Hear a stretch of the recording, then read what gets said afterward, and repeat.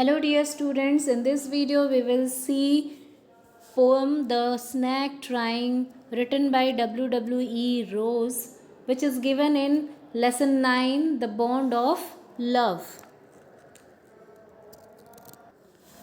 Let us see about the poet W.W.E. Rose. He was born on 14th June 1894 and died on 26th August 1966. He was from Canada. He was a poet and geophysicist.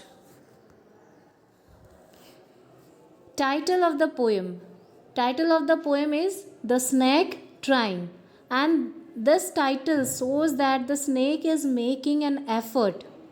Reader, read in the poem that snake is a victim and is trying to save himself from someone who is chasing him in order to kill him with a stick.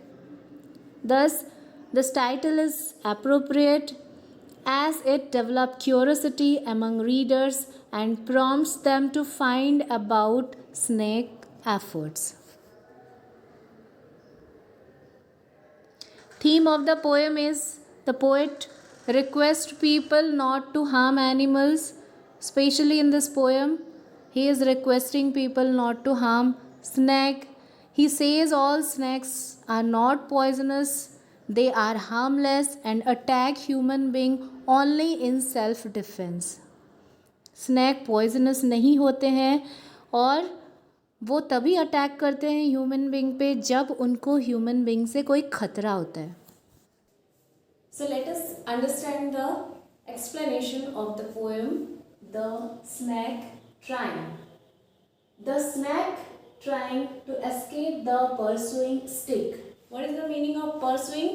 Pursuing means following. Okay? So whenever we see snake, what we are doing?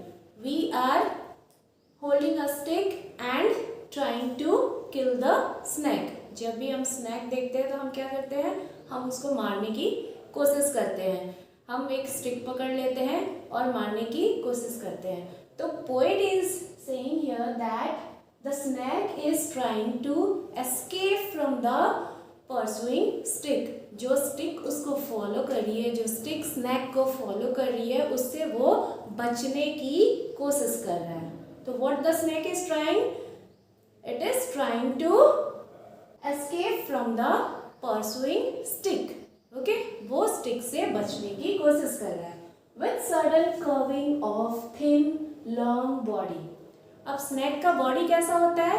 It is very thin and it is very long. snake का body कैसा होता है? पतला होता है और लंबा होता है. तो whenever it is moving, जब भी वो move करता है तो वो कैसे? वो सीधे नहीं चलता है, वो ऐसा कर्व करता हुआ मूव करता है. ठीक है. तो here poet is saying that when the snake is trying to escape from the pursuing stick, from the following stick, it is moving how it is moving in a curve manner, है ना. Curve होते हुए zigzag manner में move करता है. कभी भी वो सीधे नहीं चलता है, हमेशा वो इस तरह से कर्व होके मूव करता है. How beautiful and graceful. Graceful meaning is stylish. So poet is saying that when the snake is moving, जब वो कर्व करता हुआ मूव करता है तो वो बहुत ही ब्यूटीफुल दिखता है, बहुत ही स्टाइलिश दिखता है. एंड हिज शेप्स, तो उसका जो शेप है, जो पतला लंबा स्नैक है और वो जो कर्व होके वो मूव कर रहा है, तो वो जो कर्व वाला शेप है वो बहुत ही ब्यूटीफुल और स्टाइलिश है. He glides through the water away. और फिर वो क्या करता है? वो पानी के थ्रू ग्लाइड यानी कि मूव करता है. ग्लाइड मीन्स मूव, तो वो पानी के थ्रू मूव करता है. फ्रॉम द स्ट्रोक, उस स्ट्रोक से, वो जो स्टिक है जो उसको फॉलो कर रहा है, जो उसको मारना चाहता है, उससे वो बचने के लिए पानी के थ्रू वो मूव करके भाग जाता है. Oh let him go over the water. So the poet is saying here that कि वो भाग रहा है, वो स्टिक से बचना चाह रहा है, तो इसलिए उसको जाने देना चाहिए, उसको हमको नहीं मारना चाहिए, ठीक है। Into the reeds to hide, और वो कहाँ चला जाएगा, वो पानी के थ्रू भागता हुआ कहाँ जाएगा, रीड्स में जाके छुप जाएगा। रीड्स यानी कि वाटर प्लांट, ठीक है। तो so the snake will hide itself into the reeds, or you can say small water plants without hurt, ठीक है। वो जाके पानी वाले, जो पानी में बहुत सारे प्लांट्स होते हैं, तो उन प्लांट्स के पीछे छुप जाएगा, या उन प्लांट्स के बीच में जाके छुप जाएगा और उस स्टिक के मार से बच जाएगा। Small and green, he is harmless even to children. So in this poem, poet is talking about small and green snake, okay, which is harmless to even to children, ठीक है। यहाँ पे पोएम में जो पोएट है वो small और green snack की बात कर रहे हैं, जो कि हार्मलेस होता है, बिल्कुल भी पॉइजनस नहीं होता है। वो बड़ों को क्या, बच्चों को भी कोई भी हार्म नहीं पहुंचाता है। Along the sand, along the sand means the snake is sitting on the sand. जो नदी के किनारे या पॉन्ड के किनारे, जो भी मर्शी एरिया होता है, सैंडी एरिया होता है, वहाँ पे स्नैक बैठा रहता है। तो poet is saying that the snake is sitting on the sand.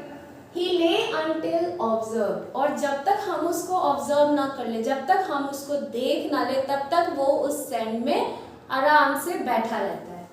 And chased away, and now he vanishes in the ripples. और जैसे ही हम उसको देखते हैं, whenever we see the snake, what we does, we hold a stick and run after it. जब भी हम उसको देखते हैं तो हम स्टिक पकड़ के उसे चेस करने लगते हैं, उसके पीछे उसको मारने के लिए भागने लगते हैं। तो जैसे ही हम उसके पीछे भागते हैं, तो पहले क्या था, वो आराम से सैंड में बैठा रहता है, लेकिन जब हम उसको देख लेते हैं तो हम उसको मारने के लिए भागते हैं, और इसीलिए हमसे वो बच के वो भागने लगता है। स्नैक हमसे बचने के लिए, स्टिक के मार से बचने के लिए भागता है। And he vanishes in the ripples. Ripples means waves. जैसे पानी में लहरें आती है, लहरें होती है पानी में, वैसे ही जो स्नैक है वो जब भागता है तो वो वेव्स के फॉर्म में भागता है। वो स्ट्रेट तो नहीं मूव करता है, हमेशा ऐसा कर्व होता हुआ मूव करता है। तो उसके इस कर्व मूवमेंट को पोएट कंपेयर कर रहे हैं किसके साथ, वेव्स के साथ। तो पोएट यहाँ पे बोल रहे हैं कि it is running like a wave, it is moving like a wave, and it is vanishing. Vanishing means it is disappearing, गायब हो जाता है। कहाँ गायब हो जाता है, among the green slim reeds. Slim means पतली, okay, thin. तो वो reeds में जाके, जो पतली पतली प्लांट्स होते हैं, वाटर प्लांट्स होते हैं, उसमें जाके वो गायब हो जाता है।